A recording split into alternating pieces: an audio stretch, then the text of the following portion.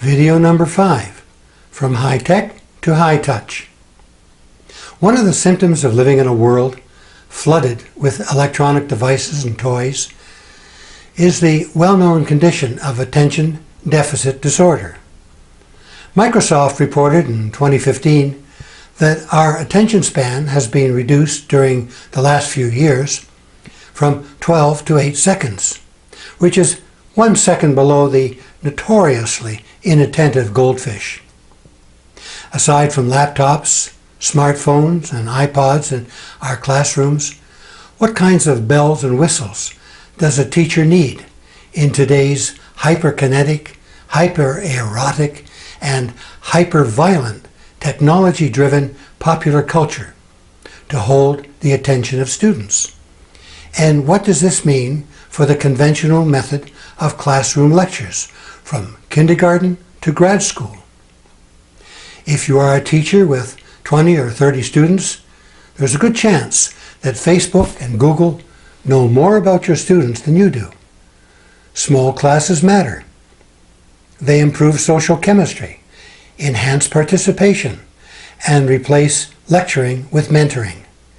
In an age of fractured families and stressed out parents, schools need to become in loco parentis. A more fundamental problem with living a life of infinite distraction is that we lose sight of the social, economic, and ecological tsunamis that are overwhelming the world. While the masses are glued to the flickering images on Plato's cave wall, the wealthy 1% is walking away with the family silver, dining poolside, and boasting that they don't mind the slings and arrows from the New York Times editorials so long as they can keep their outrageous fortune. I suspect that the ultimate subconscious goal, the latent agenda of the Internet of Things and technopoly in general, is to render the human being useless, senseless, and pointless. A version of the neutron bomb that was designed to kill off the human race but leave the infrastructure intact.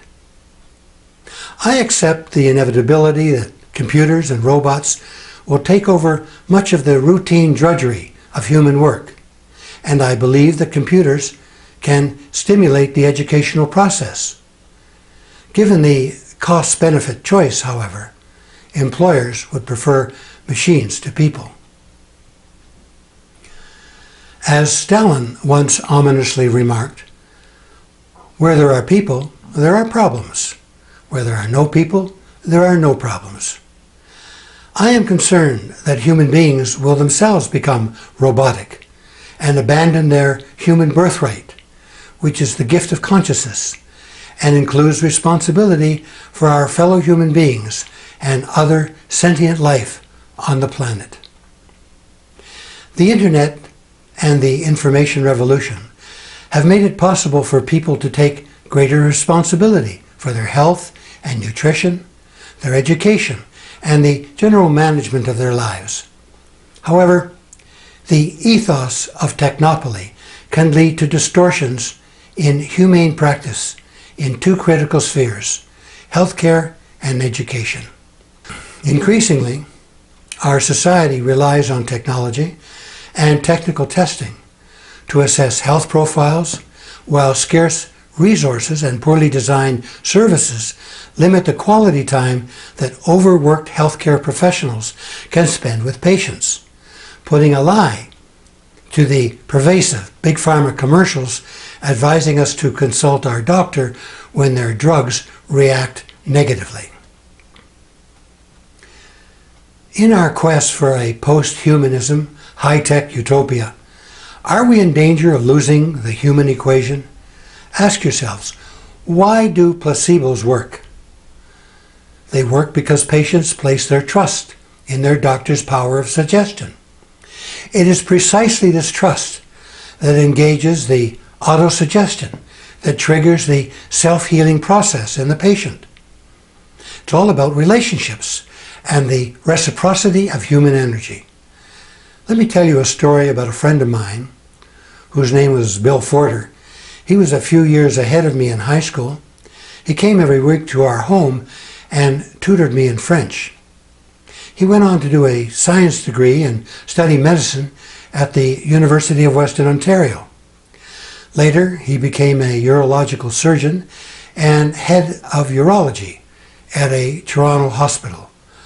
Along the way, he had a near encounter with death. Bill came from a very modest economic background and worked hard to put himself through school and university. He had a summer construction job while studying at Western.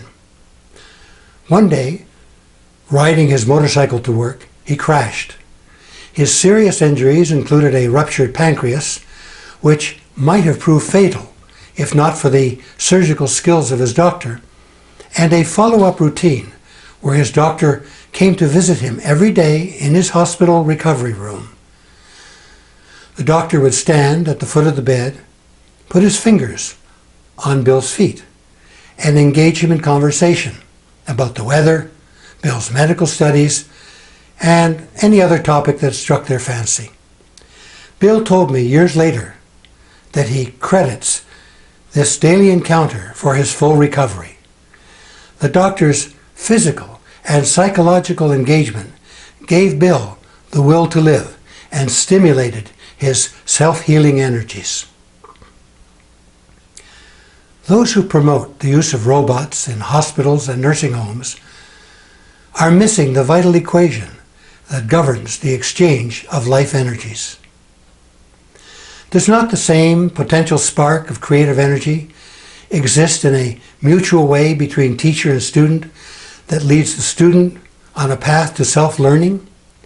You would think radiologists would routinely understand the value of their work, but a study found that diagnostic accuracy increased when a photograph of the patient was attached to the scan. There is nuance and infinite variability in human nature that machines may approximate but never fully grasp. The same logic applies to machine editing and machine translation.